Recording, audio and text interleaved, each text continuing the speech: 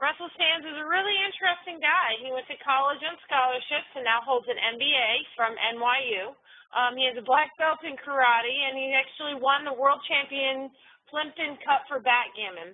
He's been banned from nearly every major casino on earth for busting the bank with his incredible blackjack strategies. And even more impressive to traders, Russell Sands is an original turtle trader, and he has made millions trading the futures the turtle trader way. Sands is the only turtle to set up a training program to help aspiring CTAs and traders and private individuals and money managers to learn the turtle trade methods so that they can improve their trading and their overall success rate. And with that, Russell, I'm going to go ahead and turn the reins over to you. You are now unmuted, and I'm passing the presenter privileges. You should see those coming over now. Yeah, I think so. Again, this is new to me doing webinars. So like I would say, how many people know what a turtle is? And about half of you guys would raise your hands. But since I can't see that, I guess I'll tell everybody what a turtle is. And I apologize to some of you who already know the answer to this, but this is the only way we can do this. So the whole turtle story basically started with a guy named Richard Dennis back in the early 1980s, who was a very well-known, famous, successful commodities trader, made literally a couple $100 million. And he had a company with 5 or 6 partners, and they were all successful. And his partners just thought he was a genius and a great trader and had a special talent. And Rich was a very humble guy, grew up south side of Chicago, very blue-collar, working-class family. And he took the position that, no, I'm nobody special or whatever. Anybody can learn to do this if they've got a little bit of talent and brains and discipline and common sense.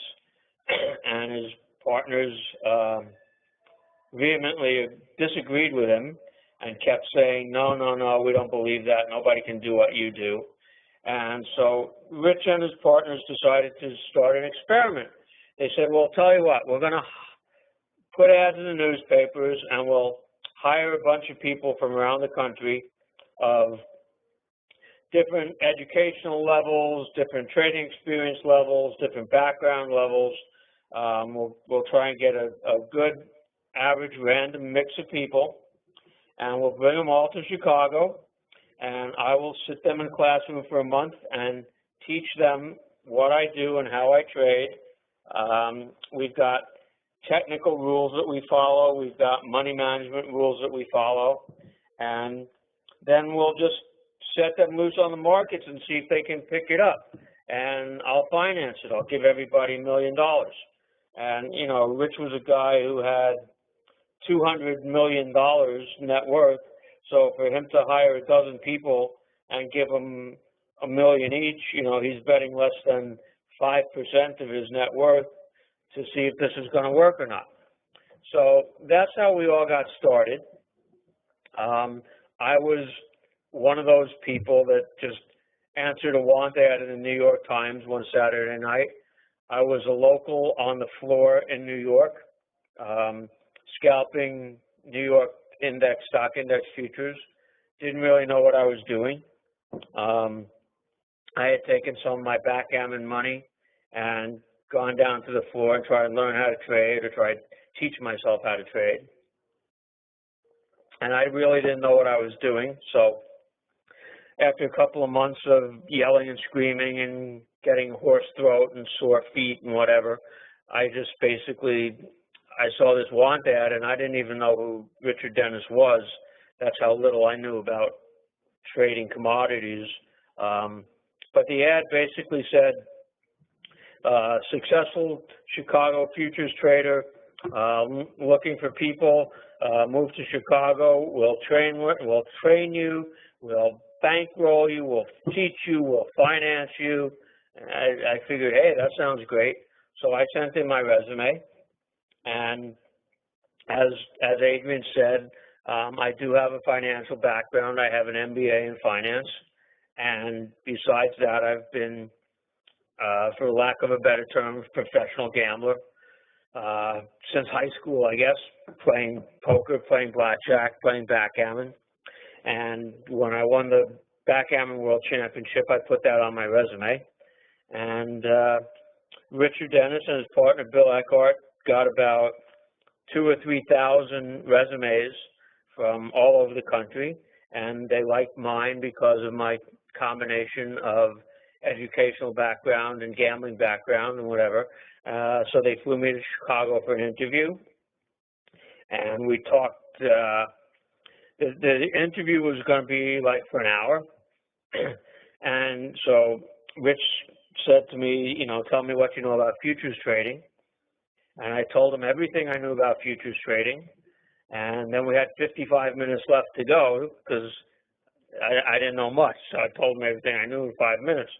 So I was sort of stuck and I didn't know what to say next. And then Rich asked me about playing blackjack. He says, can you really beat the casinos at playing blackjack? And I said, yeah, all you got to do is, learn how to count cards and have a little discipline and know when to bet more and when to bet less. And he says, wow, that sounds like trading. I said, yeah. He said, well, how'd you learn all this stuff?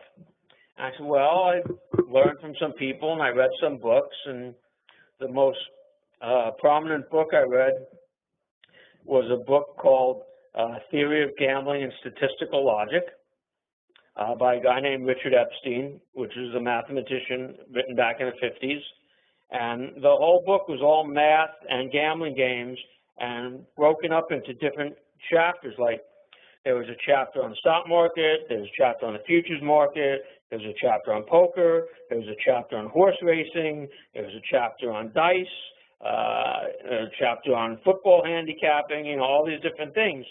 And so I told him, well, that's where I learned all my basic blackjack stuff.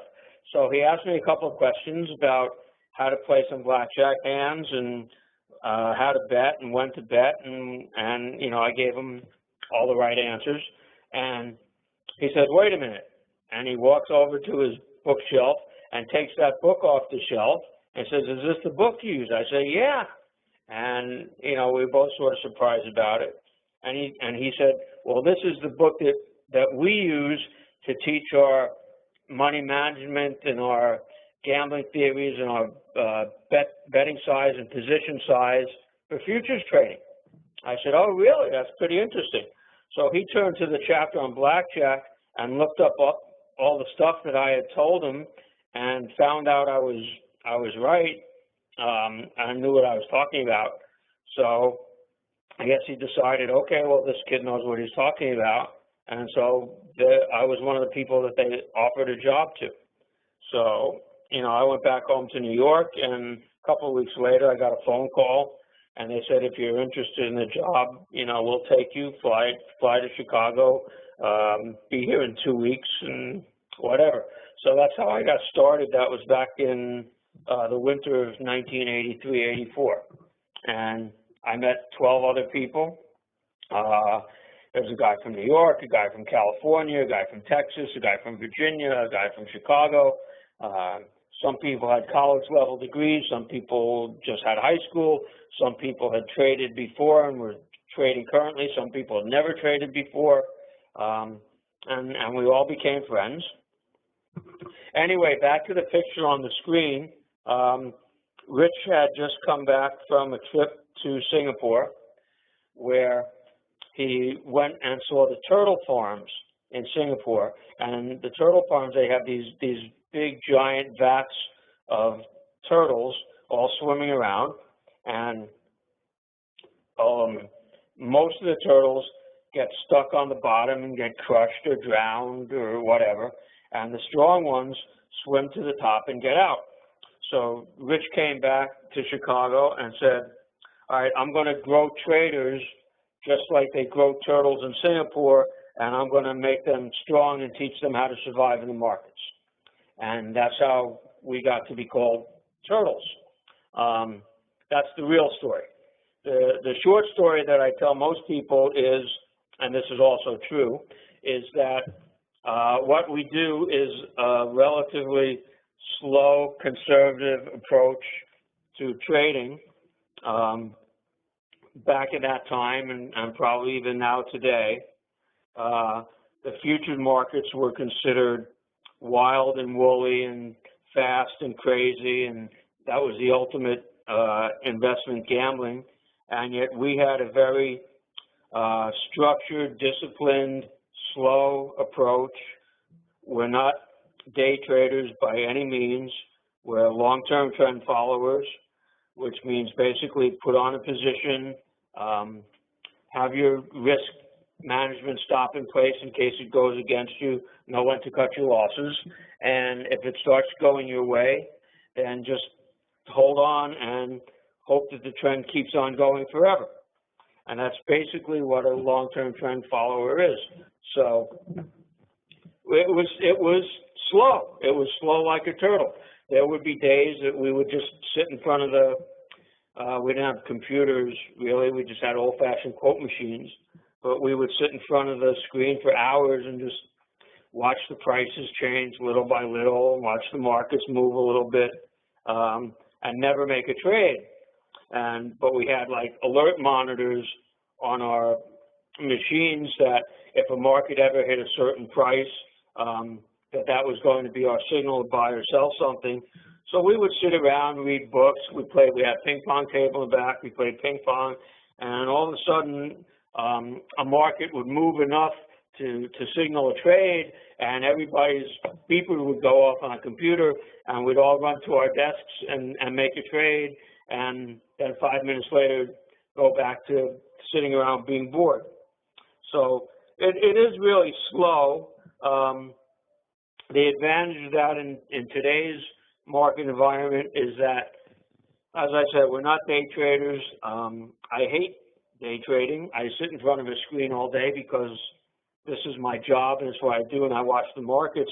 But the truth is I spend most of my days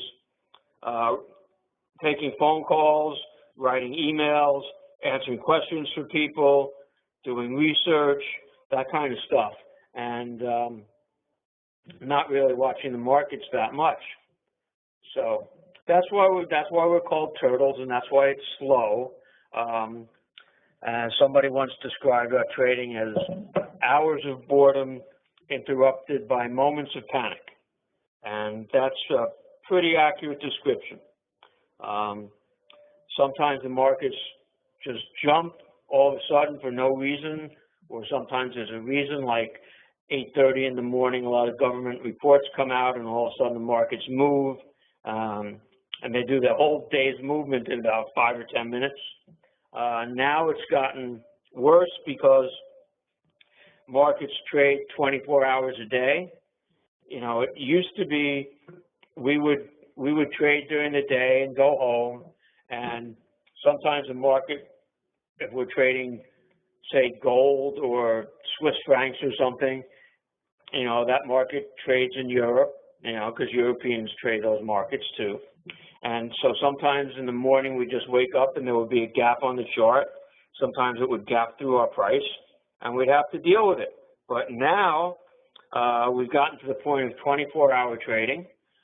We've gotten to the point of electronic trading, where there's really not even a floor anymore, which is sort of nostalgic and disappointing to me because I grew up on the floor.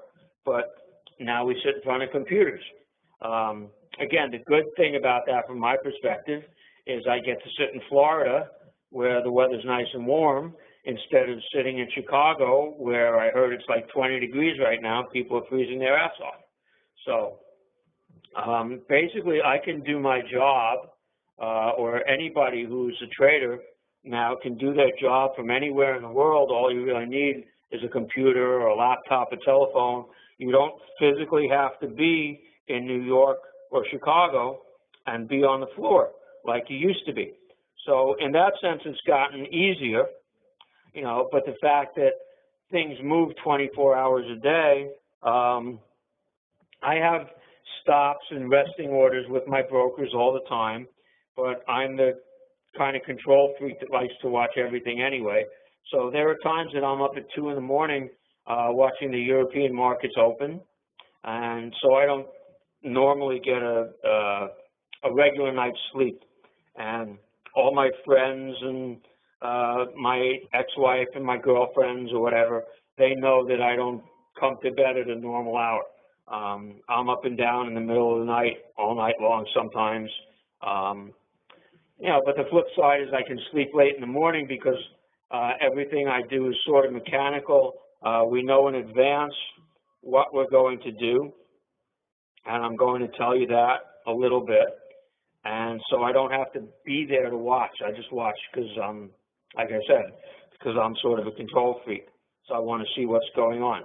And in a minute, I'll put up the markets on the screen, and you'll see that they're trading right now. And in fact, I got a position on, which I'm curious to see what it's doing. So we can look at that in a minute, and we'll look at some other charts, and I'll explain to you a little bit about the rules, what we do, what we look for, of when to make a trade, how much to put on in terms of position, how much to risk in terms of dollars, all that kind of stuff. I think I have a picture of Richard Dennis. Yep, there's Richard Dennis on the screen. He's a big guy. He's got a smile on his face because he's still worth a couple $100 million. So he's a happy guy. So that's Rich. And this is me a long time ago when I was playing backgammon and winning the World Backgammon Championship, and I look serious. A lot of people look at this picture, and when it's not real big, if they see it on their cell phone or something, they don't realize I'm playing backgammon. They think I'm sitting at a piano, and they go, "Oh, you play the piano?" And I go, "No, it's a backgammon set. Look more closely." So, and then here's me today, probably smiling because I had a good day. Rich taught us you're supposed to be unemotional about the markets. And they used to say about him, you could see him at 4 o'clock in the afternoon and not know by the look on his face whether he made $1 million or lost $1 million that day. Because the whole point of trading is that it's a long-term game. You win some, you lose some. You have good days and bad days. I certainly don't win on all my trades. I win on less than half my trades, maybe 35% winners and 65% losers. And I certainly don't win every day. I'd say maybe 1 or 2 winning days a week and 2 or 3 losing days a week and maybe 1 break-even day a week. And unfortunately, my friends can look at me at the end of the day and know whether I've had a winning day or a losing day because I wear my emotions on my sleeve. But you're really not supposed to do that, but I can't help it. And that's just the way I am. Anyway, I learned how to trade. I wasn't a very creative person. I couldn't figure out a lot of things for myself. I wasn't that kind of smart. But I was a good student in terms of being school smart, in terms of being able to study stuff and do research and have discipline. And if somebody told me something, I could remember it. I did very well in school. I got, high grades. And I still to this day claim that, I'm not responsible for my success. Somebody taught me what to do, and all I did was absorb it and learn it. And, it was the same thing in backgammon. I never really figured out how to play by myself. I read some books. I took some lessons from some people. Same thing in blackjack. I read a book. I learned basic theory of counting cards. I took some lessons. It's not stuff that I could ever figure out on my own. And trading is the same thing. There are a lot of people out there who are really smart guys who can figure out all different kinds of trading systems and ways to beat the market. And in fact, they come up with a couple of new ideas or new systems every year. One of my friends, a guy named Larry Williams, who you might have heard of, every year or two he comes around, teaches a new seminar. with his newest, latest, and greatest discovery of how to beat the markets. And a lot of that is good stuff because he's always doing research and figuring things out. I, on the other hand, and the Turtles, on the other hand, I used to say, you know, we're a one-trick pony. We learned something a long time ago. It worked. It worked before Richard Dennis figured it out. It worked after Richard Dennis taught it to us, although everybody who was around his inner circle was afraid that once he let the cat out of the bag and we all started doing it, that it wouldn't work anymore. Well, 30 years down the road, we've all proved that that's not true. The same turtle methods with the same rules that I learned in 1984 still work today in 2014. I've done a couple of small tweaks to the system. I've got a full-time computer programmer and researcher sitting about 20 feet from me right now as I'm speaking, and he's always working on stuff.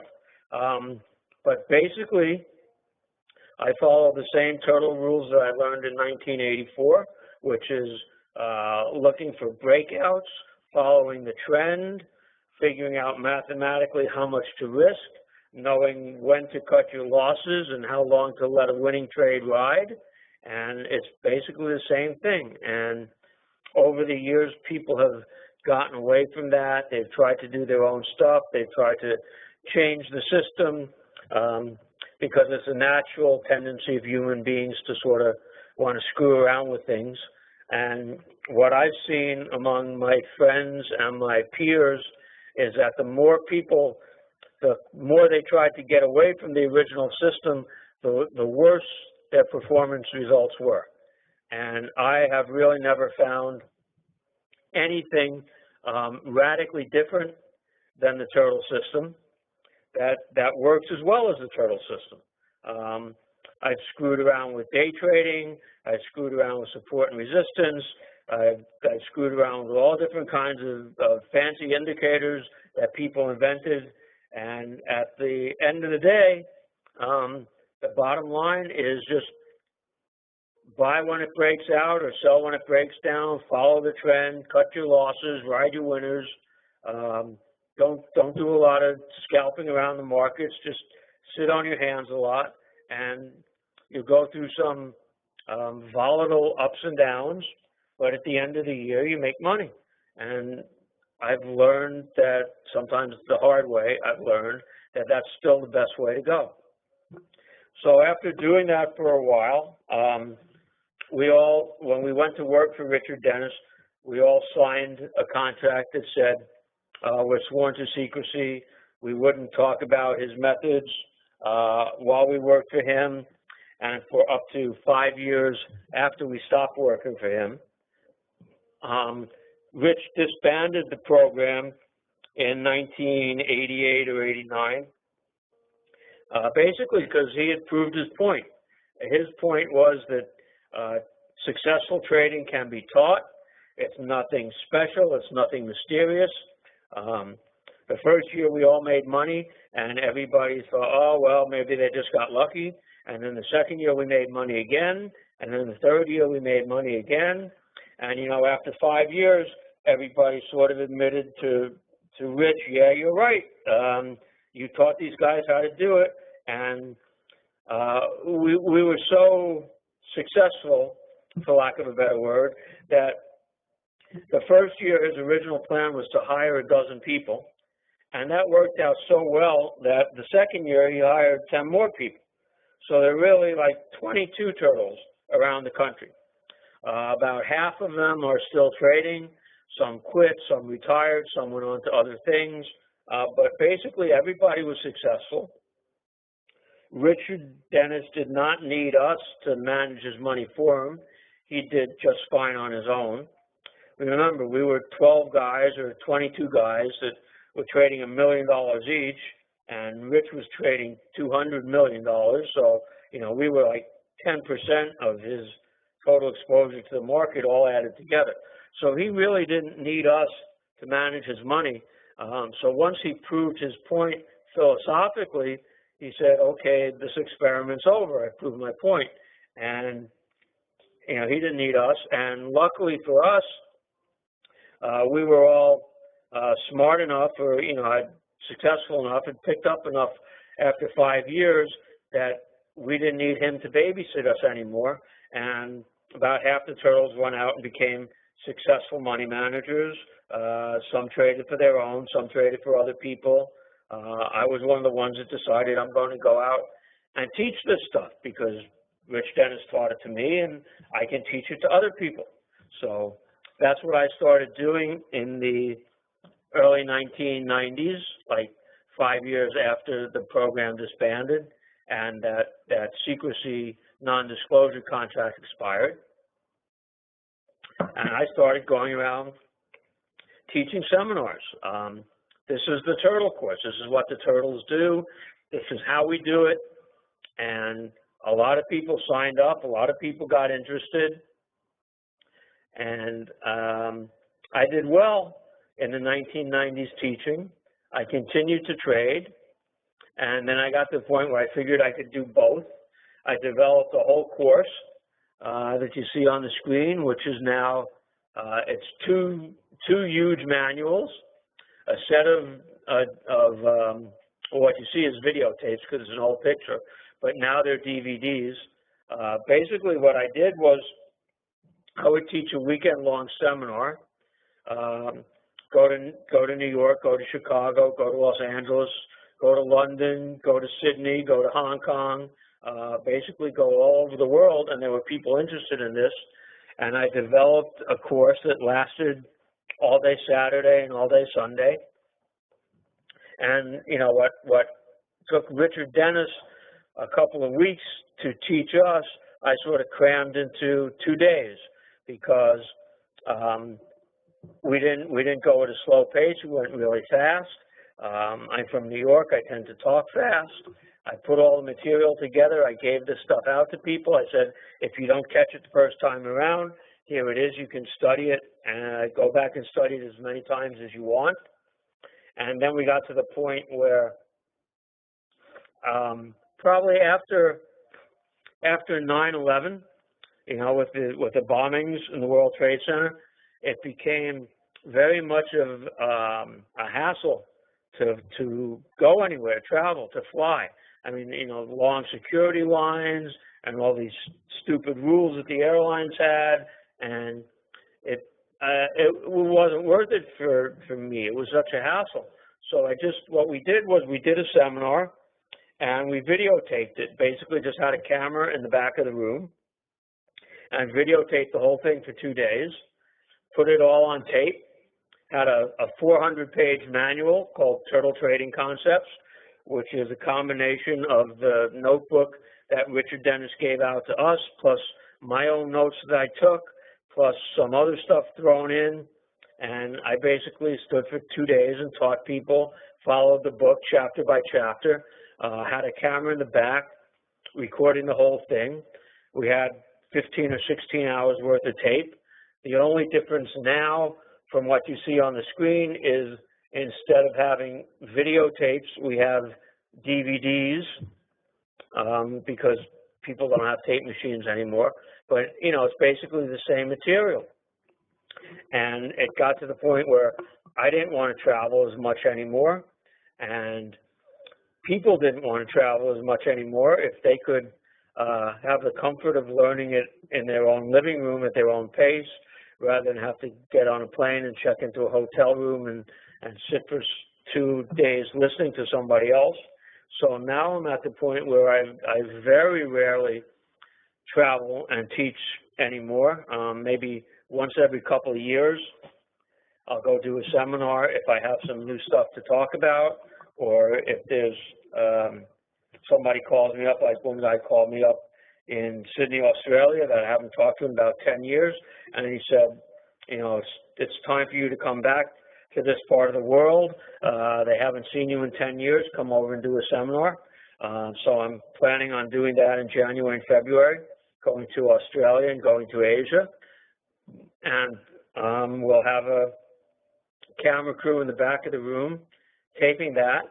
And so the book is the same, Turtle Trading Concepts and Turtle Talk, which is the newsletter I wrote to go along with it. That material hasn't changed. I give it a different spin every time I talk because I always wind up talking about current market conditions and what's going on right now, what's hot and what's not. Right now, the stock market is making new all-time highs. We trade the stock index futures. Things like gold and crude oil are making multi-year lows. We trade those things. Soybeans have been crazy the past couple of days because Monday at 12 noon was a monthly crop report. So every time I go out and talk, there's different markets to talk about and different charts to show as examples, but the concepts are still basically the same. And I don't foresee that changing for as long as I continue to trade. And because trend following has basically been around for a long, long time. The first example that anybody ever talks about was tulip bulbs back in the 1600s in Holland, where some guy decided that tulip bulbs had magical properties and they could cure the Black Plague or they could do whatever. And so tulips started getting higher and higher in price. And people kept on buying them and buying them, and a lot of people subscribed to the greater fool theory, which basically said, I don't care if it's worth this or not. I mean, if I can buy one at $10 and turn around next week and sell it at $12, I'm going to do it, and I'm going to make a profit. And tulip bulbs literally went to what would be today's equivalent of almost $100 a flower, because people just kept bidding up the price more and more and more. And that's just a perfect example of following the trend. And why? Why did the price go up? Well, you can talk about supply and demand. Everybody wanted to buy tulips because they thought they had magical properties. Whether they really did or not sort of is irrelevant, because what's much more important is what people thought. And you look at the markets today, gold is a wonderful example of people still think that gold is a safe haven, and it's a hard asset to hold during times of uncertainty, during times of war. And the price of gold has been going up for, the past 6 or 8 years because of all the turmoil in the world, whether it be in the Middle East or whether it be in Russia or anywhere else.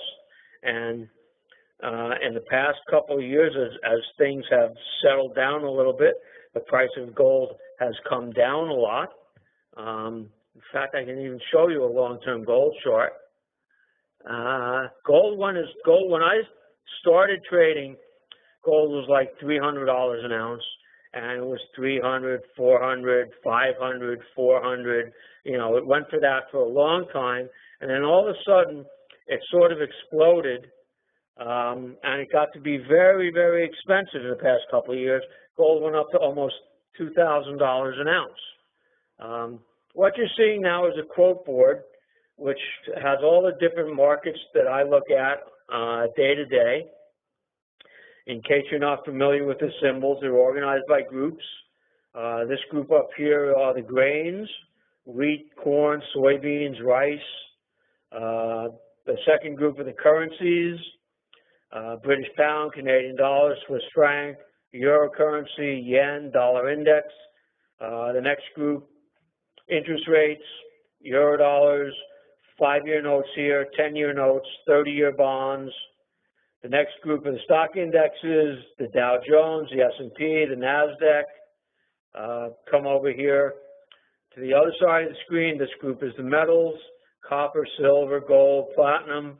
This group is the energies: natural gas, heating oil, gasoline, crude oil. This group is the softs: cotton, sugar, coffee, cocoa, orange juice. This group is the metals: hogs, feeder cattle, regular cattle. These are all the markets that I trade, about 40 different commodity markets. And I look at them day to day, and I've currently got, the Turtle system currently has about 20 different positions on, about 10 long markets and 10 short markets, and I'll show you the charts of each one, and it's very easy to see whether to be long or short. But I said I'd show you a gold chart, so here's a gold chart for right now. This is a daily bar chart. As you can see, it's been going basically down all year. Started the year at about $1,375, $1,400, and now it's down to about $11.50 an ounce. Just to show you what I was talking about for the longest time that I've been trading, we switch this. Let's try that one more time. Well, maybe we won't switch it. There we go. Maybe the computer's running slow because, I don't know. This worked this afternoon, guys, I swear. And I don't know why it's not working now. Let's see. Let's go back again. There's a quote board. Let's try another market,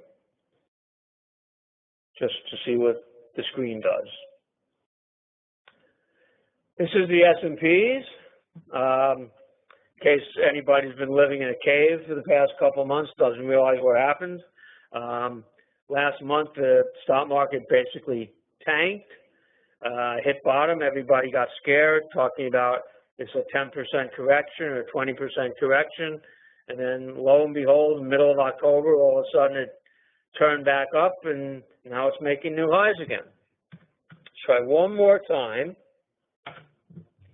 to get a chart up here. And I'm not going to be able to do it.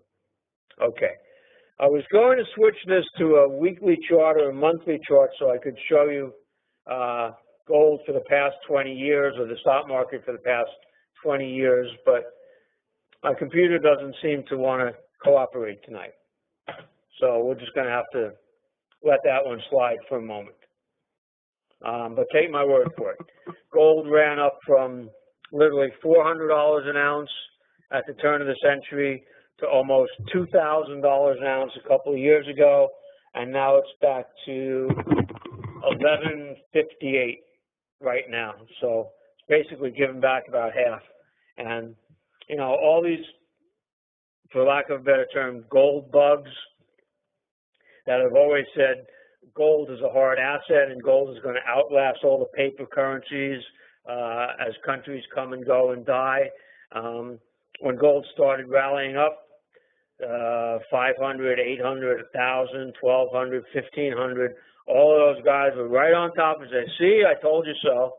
And in the past couple of years, that gold has been coming back down from a high of, I think it was $1,980 or something like that, just shy of 2,000. All those gold bugs have shut up. And, they thought, well, gold is a magical thing. It's something different than everything else in the world. But the way we look at it, it's no different than sugar or crude oil or soybeans or anything else. Things go up, things go down. Sometimes there are legitimate reasons. Sometimes there are false reasons that people believe to be true. Every time somebody wants to start a war in the Middle East, crude oil will start rallying up, and every time things are quiet, crude oil will go back down. And, sometimes there's just talk of a war, and the markets will move. Sometimes they move legitimately, sometimes they don't. And we don't really care about why markets move. We just care that they move. And there's a lot of opportunities to make money if the markets move up or down. If the markets move sideways, we're going to get chopped up and lose money. And if the markets trend strongly, either up or down, we're going to make a lot of money. 2008, literally the stock market got cut in half. Everybody got killed. 2008 was probably my best trading year ever, because in futures you can trade the short side. and I made a lot of money being short the stock indexes. This is working now, finally. Okay, so here's the Dow Jones monthly chart. And if you look at the scale on the bottom, we're going back to 1998. And every bar is a month, okay? So look at the collapse. There's 2008. The Dow Jones collapsed basically from 14,000 down to 6,500, literally cut in half.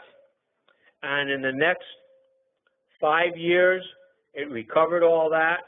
By early 2013, it was back up to where it used to be, and now it's been making new highs and just going up for the past 2 years.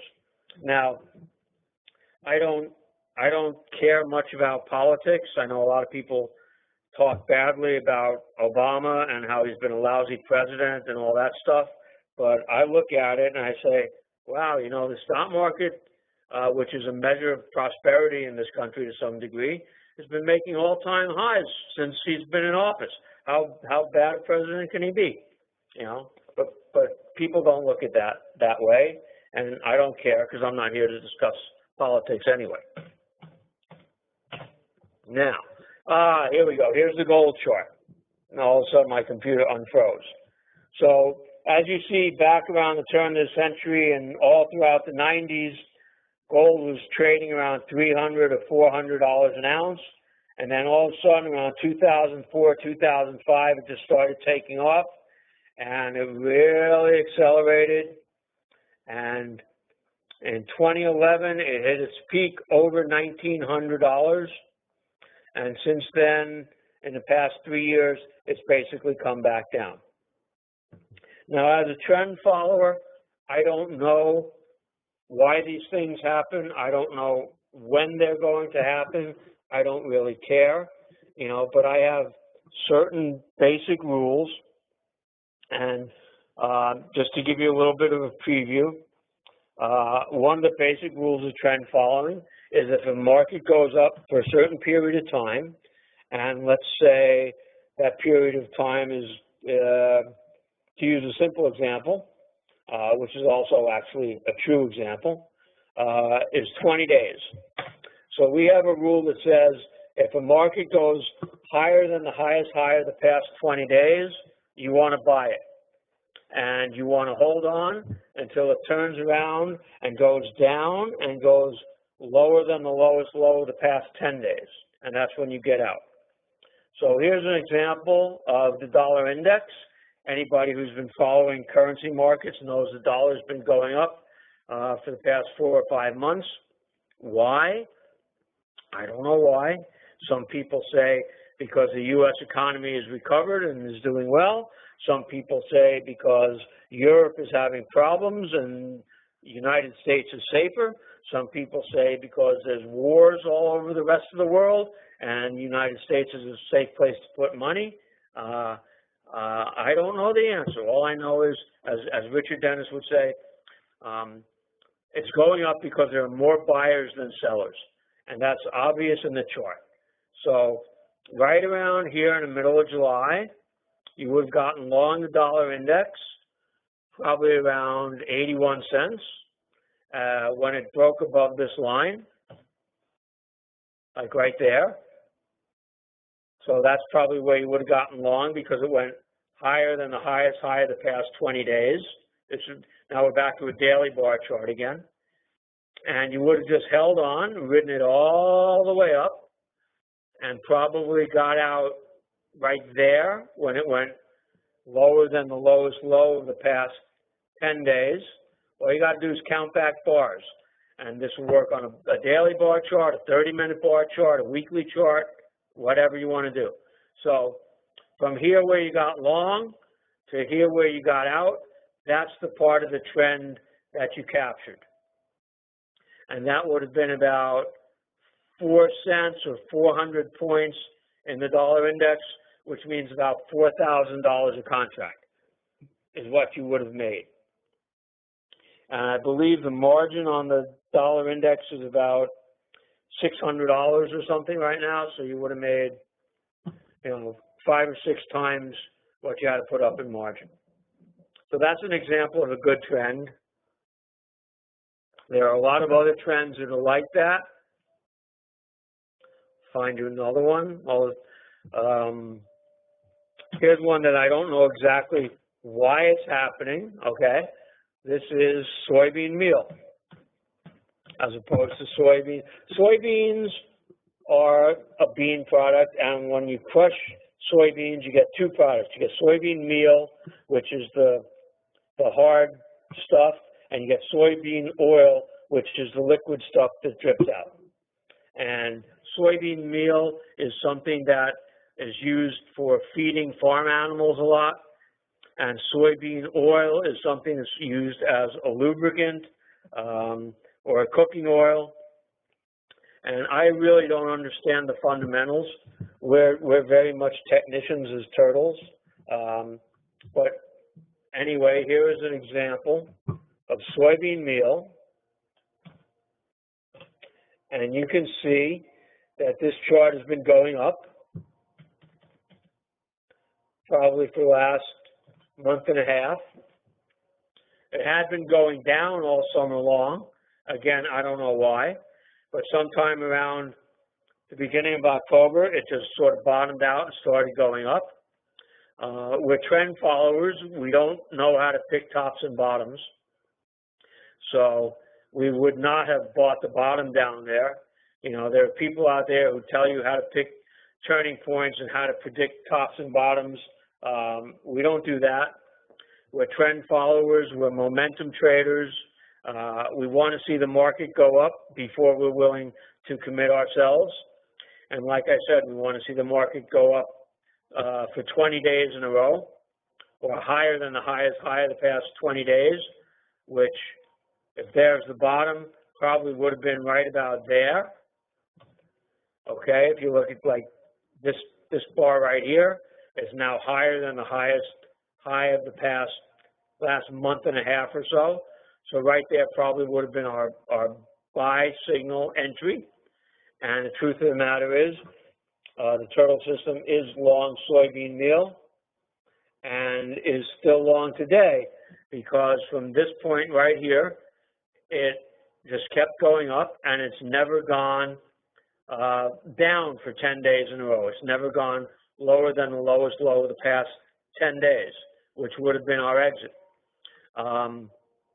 Along with that, which some of you are probably wondering, because I know a lot of other people trade this way, we do not have what would normally be considered profit targets.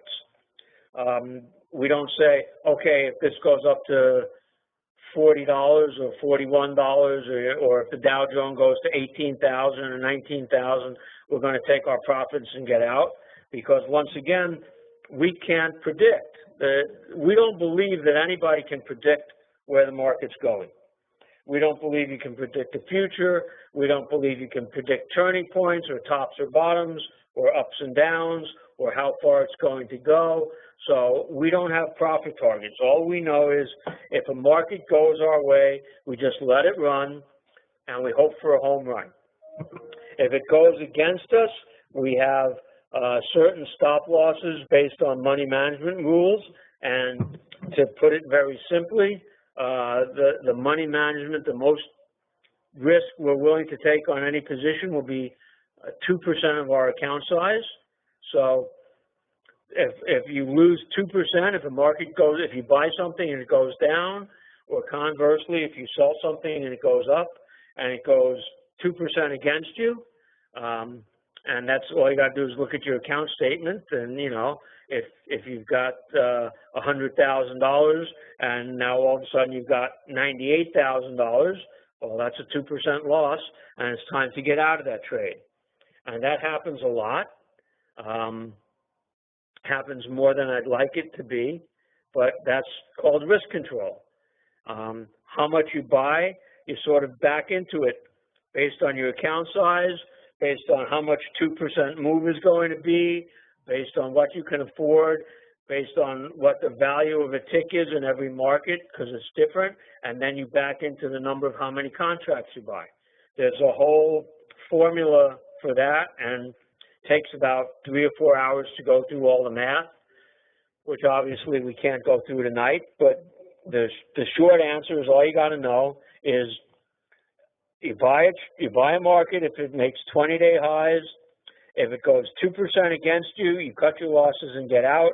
If it goes your way, you keep holding on until it turns around and goes against you, which might wind up being a small profit, a medium-sized profit, a huge profit. You know, we don't know. Right now, the biggest profit of all the positions in the turtle system is this one. This is platinum. Platinum has been going down, as all the metals have been going down, gold and silver also. Again, I don't know why, whether it be fundamental or technical or oversupply or whatever. I don't know why. I don't really care.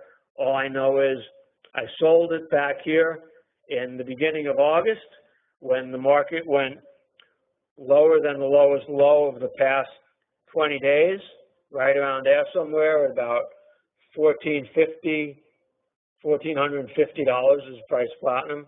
Sold it at about $1,450, and now it's down to about $1,200.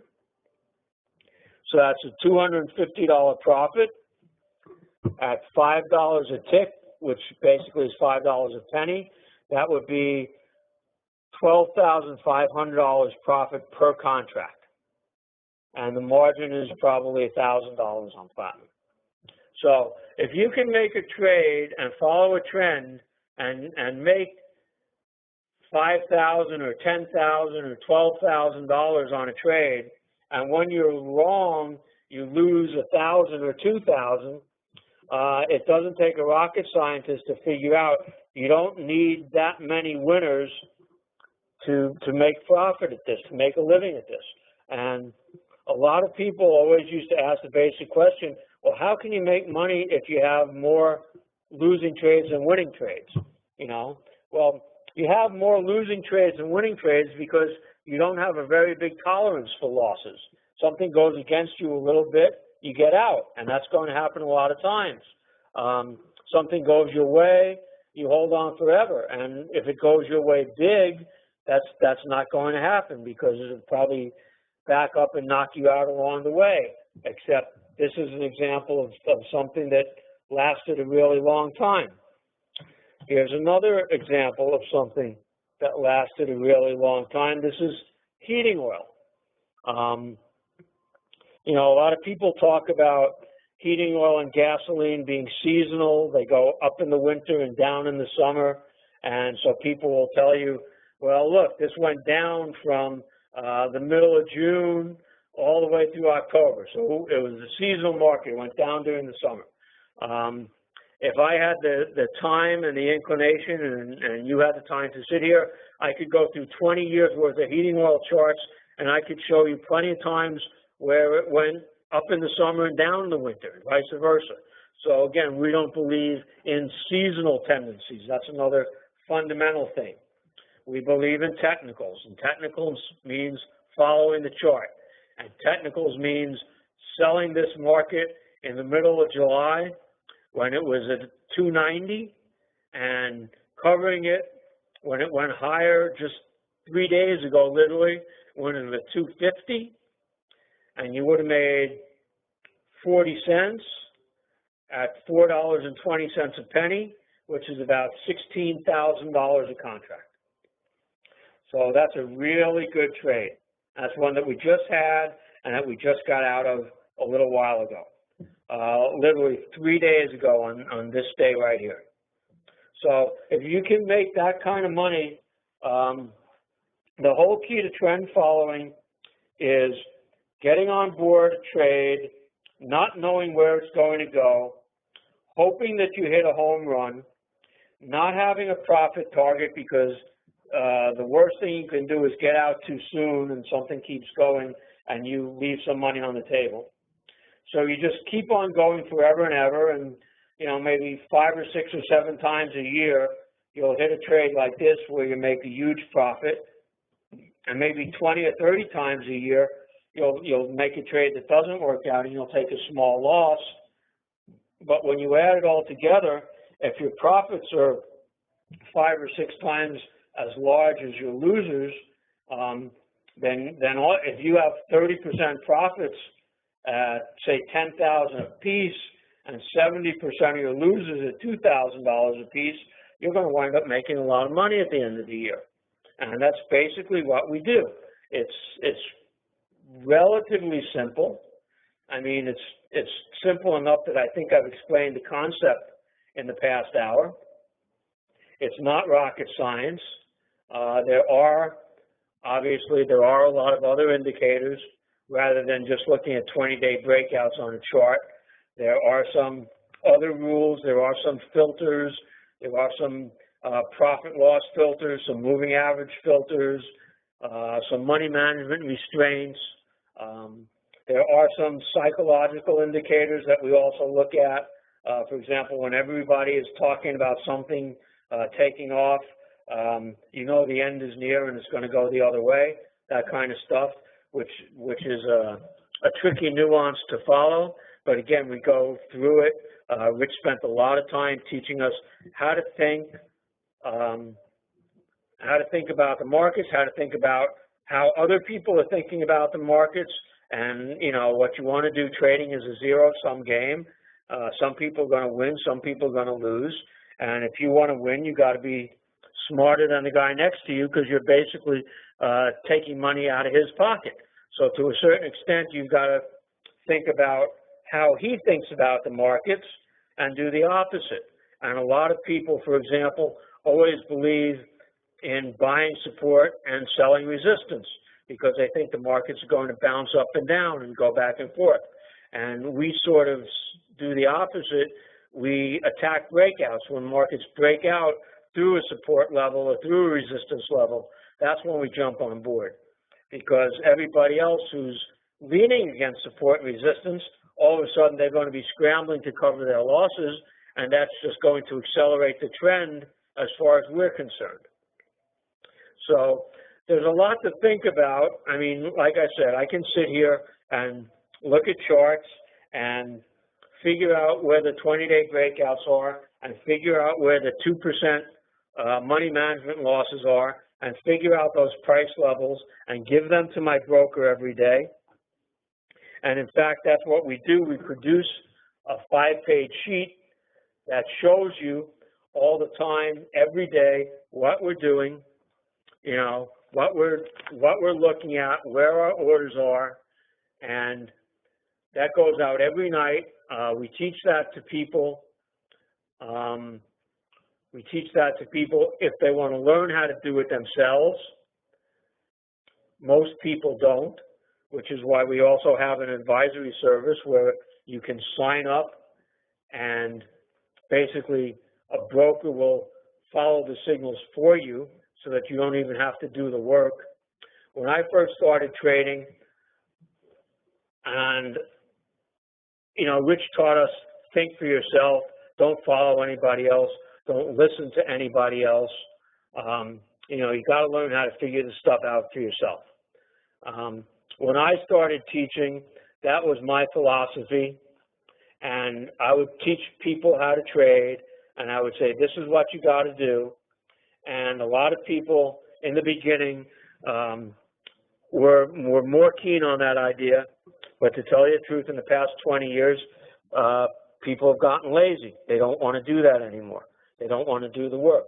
So I used to produce a nightly order sheet which showed all the positions we have, and I would send it out to people, and it was basically so that they could figure out their own positions and then check my work and see if they're doing it right or doing it wrong by comparing their positions to the official turtle positions.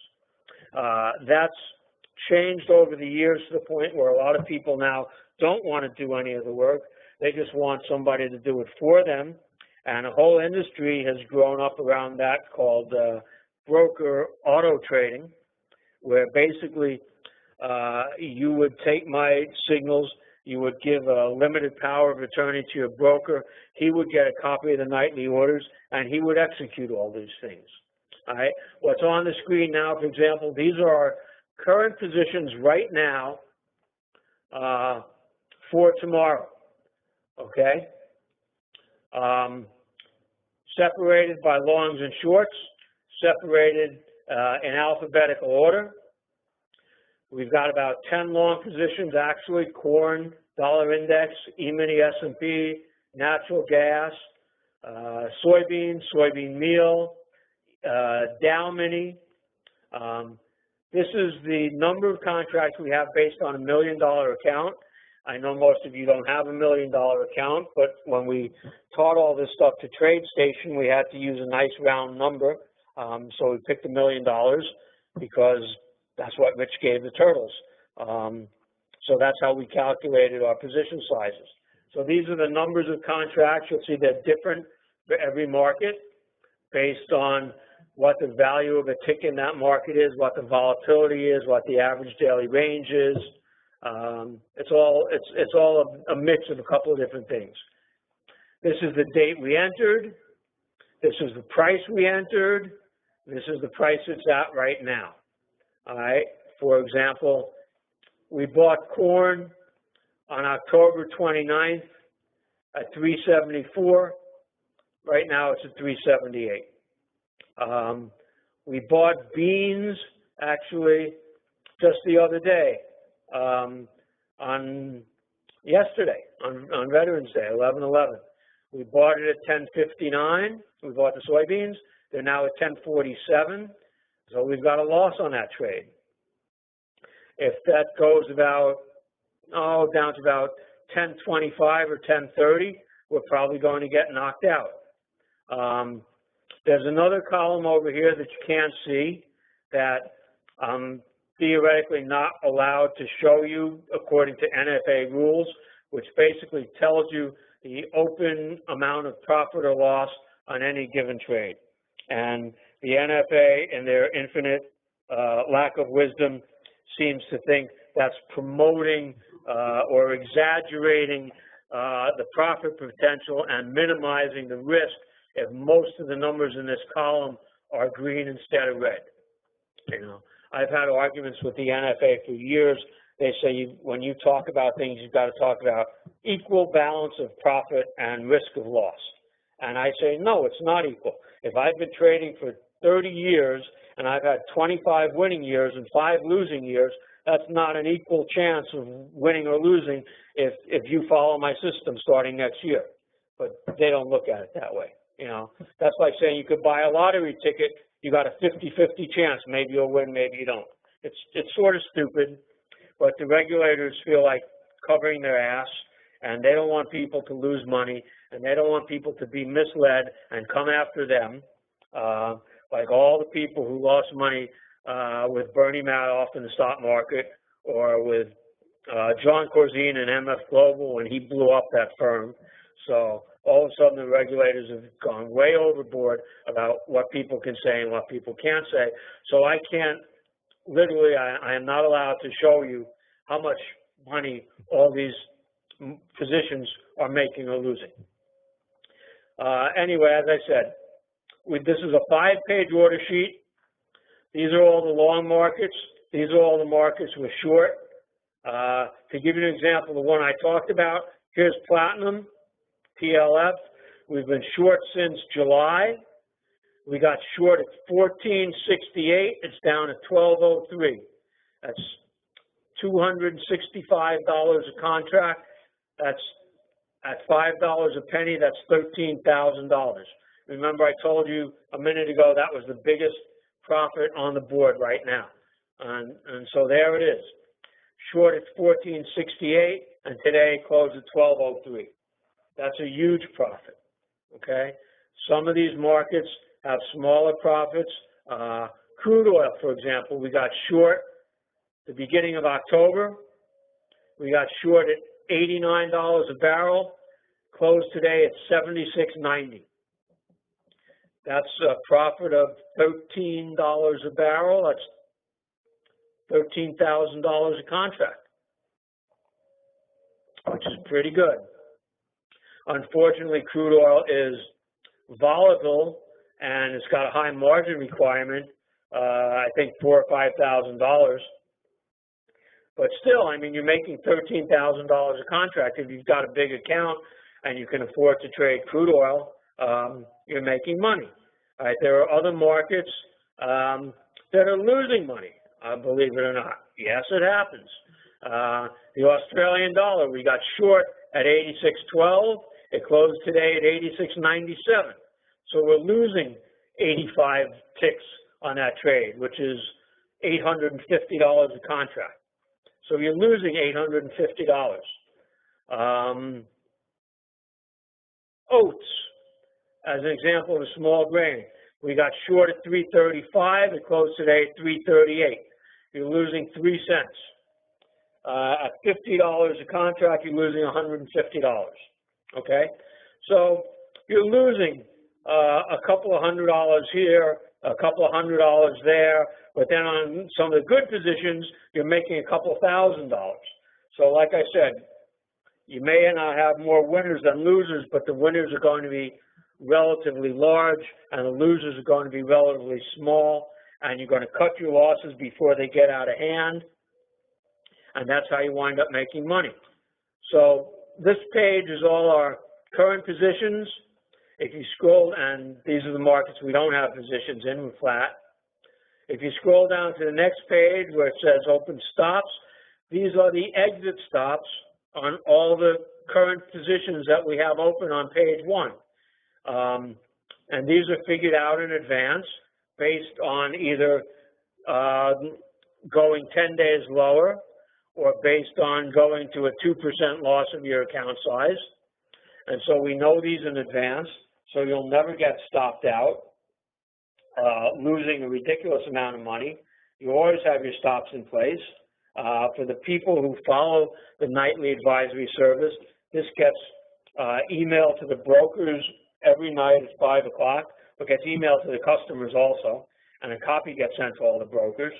So the brokers will always put the stops in, so you'll always have stops in the market. You'll never be unprotected in case something goes against you, and you limit your risk of loss.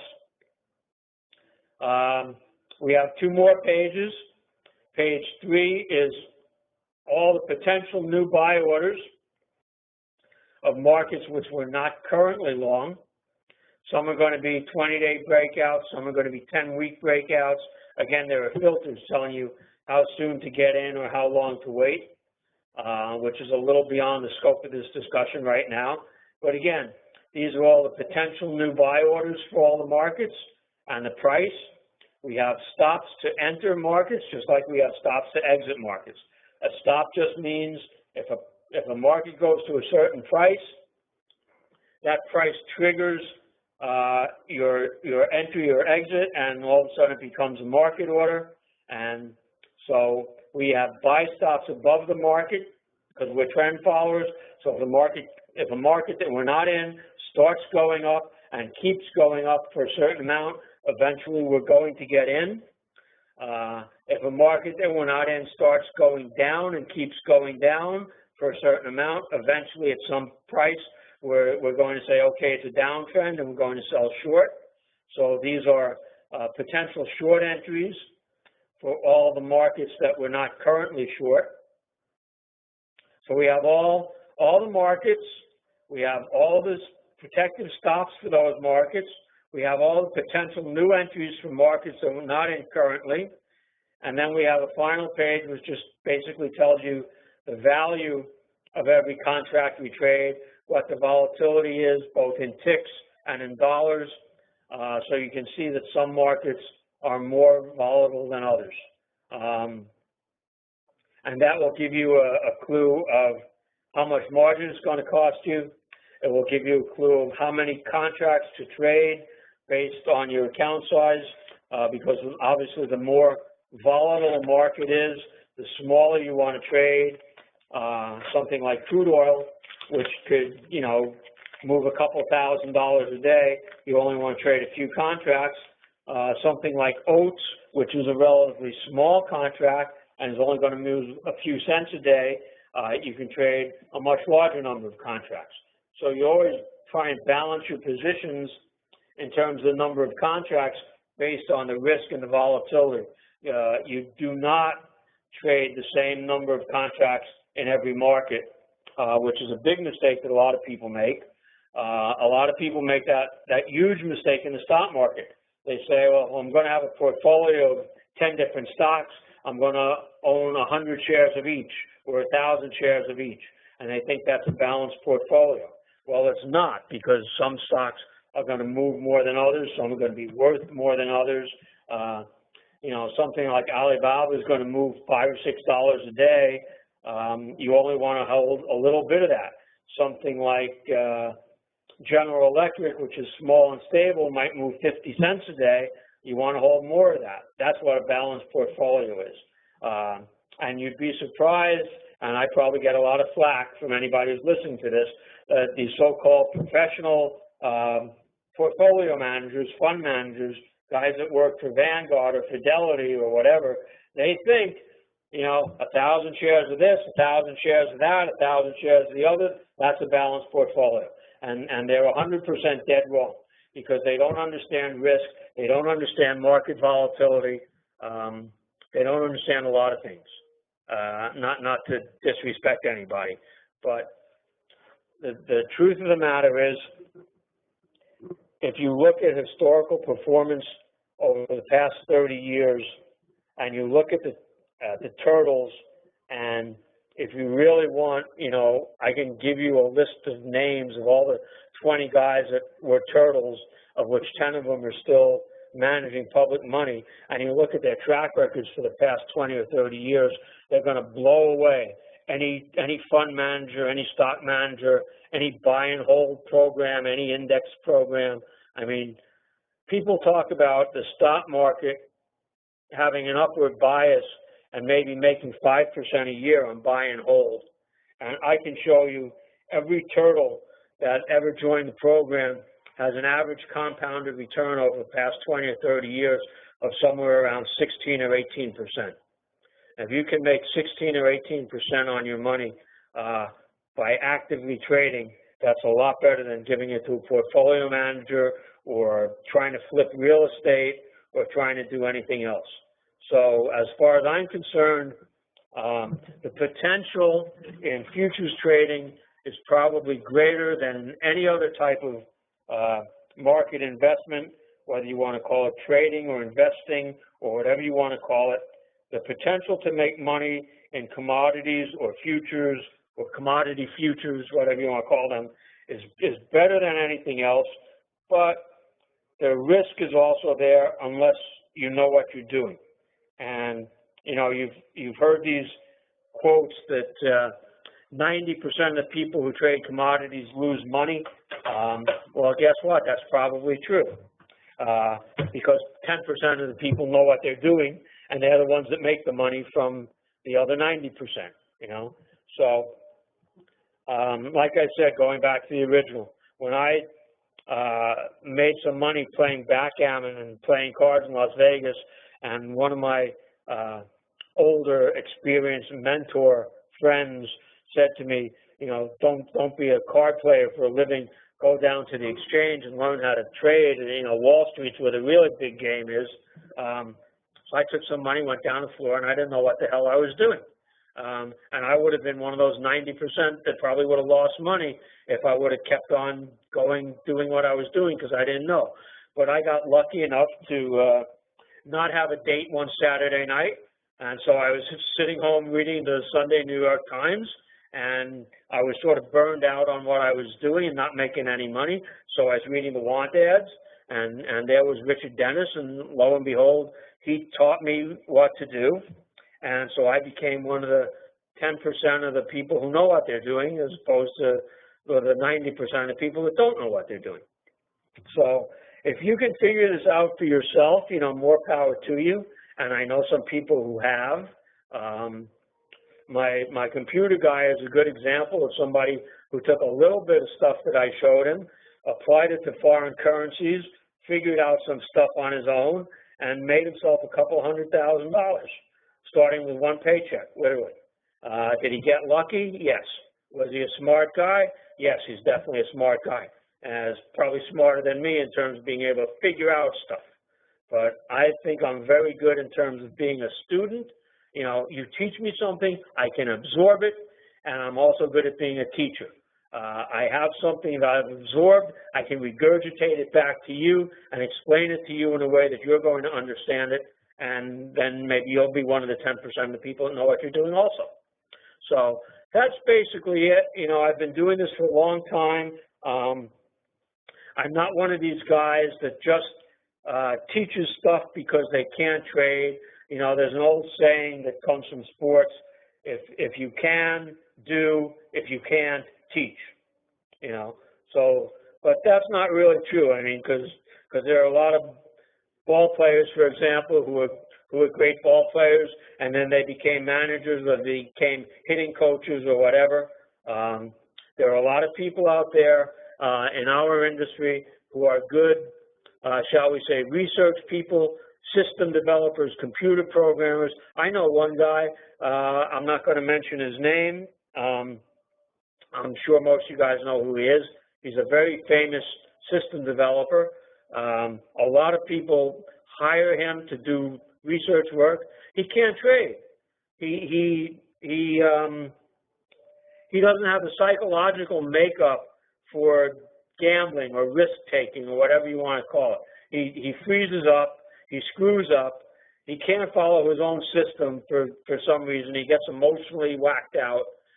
So he can't trade. But he's a great research development guy, and he's produced a lot of winning systems for a lot of people, but he can't trade.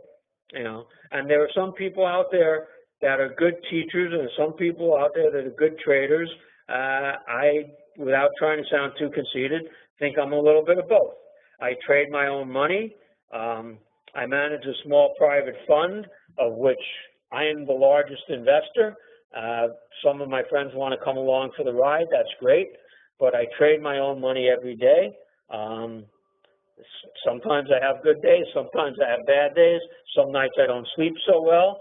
But, you know, if you want to look at my private performance record, I've made money the past 3 years in a row. I think I've done better than any of the other turtles.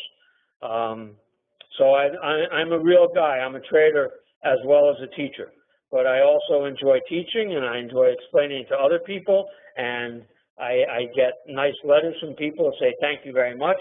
I got a letter earlier this year from a guy who lives in Los Angeles who took my seminar back in 1995 or something like that when I was going around teaching, and he quit trading for about a while, and then he came back to me a few years ago, and he said, I want to start trading again. And I said, okay, Joe, you know, send me $1,000. I'll teach you all the new stuff I've developed since you met me 20 years ago or whatever. And he signed on for the program, and he hit a coffee trade earlier this year, which was a huge uptrend because, let me see if I can even find that chart. I know I have it in here somewhere. Just as a closing example. Let's go back. Yeah, there it is. Okay, this is coffee, starting at the very beginning of 2014. All right, there's 2014. January was quiet. February, it just took off like a rocket ship. All right, there was, remember, we're talking about February, the middle of winter. There was a freeze in Brazil. A lot of the coffee crops died. Brazil is the largest coffee producing country in the world. There was a freeze, a lot of the crops died, a lot of supply dried up. Demand stays constant, you know, because I drink 2 cups of coffee every morning to wake up or else I can't get going, and so do a lot of other people. So if demand stays the same and supply diminishes, what happens to the price? The price goes up, and that's exactly what happened. And as turtles, we caught this trade right here, right there at about $1.30 for a pound of coffee when it broke out to new highs, and we got out right there at about $1.80 when it started going down. So that's 50 cents, and coffee is worth $3.75 a penny let's round it off to $4, okay? So we made 50 cents on $4. That's basically $20,000 a contract on that coffee trade. And this guy in LA, who was my old customer, he's an old guy. He's, you know, probably 60 years old. Joe, if you're listening, I don't mean to insult you. I don't really know how old you are. I've seen your Facebook pictures, so I know you're not a kid, and you've been around for a while. But, I mean, the guy's a successful businessman. He probably had more than one contract. Bottom line is, he wrote me a letter a couple of months ago. He said, thanks to that coffee trade, I bought a new Porsche. So there you go. So that's what can happen if you do well. And, you know, I have that letter in my file. I'm not going to say everybody's going to do well. I'm not going to say everybody's going to be able to go out and buy a new Porsche or put a down payment on $1 million house or whatever. I was able to do that because I learned my stuff. I had the discipline from my gambling background to follow what I'm doing. I screw up sometimes, just like everybody else, but even my screw-ups, I'm good enough at cutting my losses, shall we say. So that's basically it. Anybody can do this. Richard Dennis proved that. You know, he sort of stacked the deck a little bit in terms of all the people that he hired, had to go through a screening process to pass certain qualifications of their educational ability, their open-mindedness, their tolerance for risk, their attitude towards discipline, you know. So he only hired the people that he thought would have a good chance of succeeding. So he sort of stacked the deck in his favor. And everybody he hired did well. He had a 100% success rate. So I go out there and I'll tell you right now, you know, if you're an emotional person, if you don't have the discipline to do what I tell you to do, if you want to continue to follow your hunches as opposed to follow the rules, if you're not able to do simple math, or you don't think you're a good student and can learn things, although, like I said, this is not rocket science. One of the guys from the Turtles, and this is another great story, he was a janitor at the Board of Trade with a high school education. And Rich picked him, again, I'm not going to say his name because he's still out there, but Rich picked him specifically because he was a low-class, blue-collar, uneducated guy, you know, but he was a nice guy. He was a sweet guy. He always said hello to people. Rich always said hello to him. He always answered back. And Rich thought maybe this guy just, you know, for whatever reason, never went to college, didn't catch a break. Let's give him a chance and see if he can learn. And so he was one of the Turtles who joined the class. High school education, janitor in the building, the Board of Trade. And he picked this up as well as everybody else. And he did well. So, like I said, anybody can do this if you've got a little bit of brains and common sense and discipline. And that's pretty much my speech for the night.